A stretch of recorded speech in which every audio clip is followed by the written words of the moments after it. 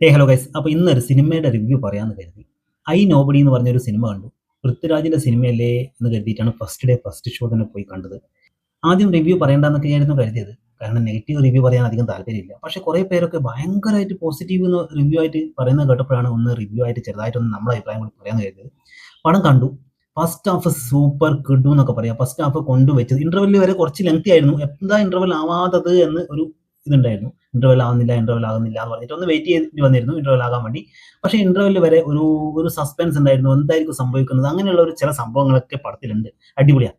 പക്ഷേ ഇന്റർവെല്ലിന് ശേഷം സംഭവിച്ചത് എന്താണെന്ന് വെച്ചാൽ ഏത് പോയിന്റിലാണ് ഇവർ സ്റ്റോപ്പ് ചെയ്യേണ്ടത്, എവിടെ വെച്ച് നിർത്തണം എന്ന് ഒരു ഐഡിയ കിട്ടിയില്ലെന്ന് തോന്നുന്നു. ലെങ്ത് ആയിട്ട് ഇങ്ങനെ പടം പോയി. 2.25 മണിക്കൂറുണ്ട് പടം. ശരിക്കും പറഞ്ഞാൽ ഒരു 2-2.25 മണിക്കൂറോളം ചുരുക്കിയിട്ടുണ്ടെങ്കിൽ പടം നല്ല കിടിലായിരുന്നു.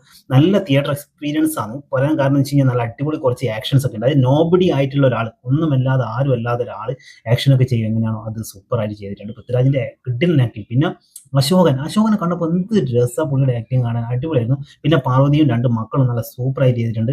അടിപൊളിയാണ്. അതൊക്കെ ആക്ടിങ്ങിന്റെ കാര്യത്തിൽ ആരും തെറ്റ് പറയാനില്ല. എല്ലാവരും നല്ല അടിപൊളിയാണ്. പക്ഷെ ചെറുതായിട്ടൊക്കെ ഒന്ന് ഭയങ്കരമായിട്ട് എന്താ പറയേണ്ടത്, അലസത തോന്നി, ഉറക്കം വന്ന പോലെയൊക്കെ ആയിപ്പോയിരുന്നു. ആ ഒരു കണ്ടീഷനിലേക്ക് പോയി സെക്കൻഡ് ഹാഫ് കുറച്ച് കഴിഞ്ഞപ്പോൾ തന്നെ.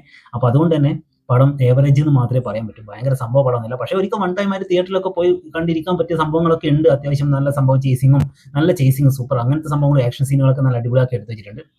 ഈ ഒരു നായകന്റെ കയ്യിൽ ഒരു തോക്ക് കാണുന്നുണ്ട്.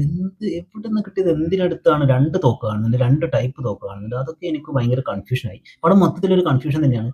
പിന്നെ ഒരു ചേസിംഗ് ഒക്കെ നടത്തിയിട്ട് റോബറി ഒക്കെ ചെയ്യുന്നുണ്ട്. അതിലൊക്കെ എന്തൊക്കെയോ ഒരു പാളിച്ച പോലെ തോന്നിയിട്ടുണ്ടായിരുന്നു. ക്ലൈമാക്സിൽ എത്തുമ്പോഴും ഈ ഭാര്യ ഭർത്താക്കന്മാർ തമ്മിലുള്ള ആ ഒരു സംഭവം എന്താണ് സംഭവിച്ചത്, എന്തിനാണ് ഇവർ അവിടെ സ്റ്റോപ്പ് ചെയ്തതെന്നും, പിന്നെ നമ്മുടെ മന്ത്രിമാരെയും പൊളിറ്റിക്സ് ഒക്കെ എന്തിനാണ് അതിൽ ഉൾപ്പെടുത്തിയെന്നും, അങ്ങനെയൊക്കെ ഒരുപാട് കൺഫ്യൂഷൻ ഉണ്ട്. ഒരു 2.25 മണിക്കൂറാക്കി പടം കുറക്കായിരുന്നു. കാരണം എന്ന് വെച്ച് കഴിഞ്ഞാൽ ഒരുപാട് സ്ഥലത്ത് റിപ്പീറ്റ് ചെയ്തുകൊണ്ടിരിക്കുക. പൃഥ്വിരാജ് ഓടുന്ന സീനാണെങ്കിൽ ഓടുന്ന സീൻ ഇങ്ങനെ വന്നുകൊണ്ടേയിരിക്കുക.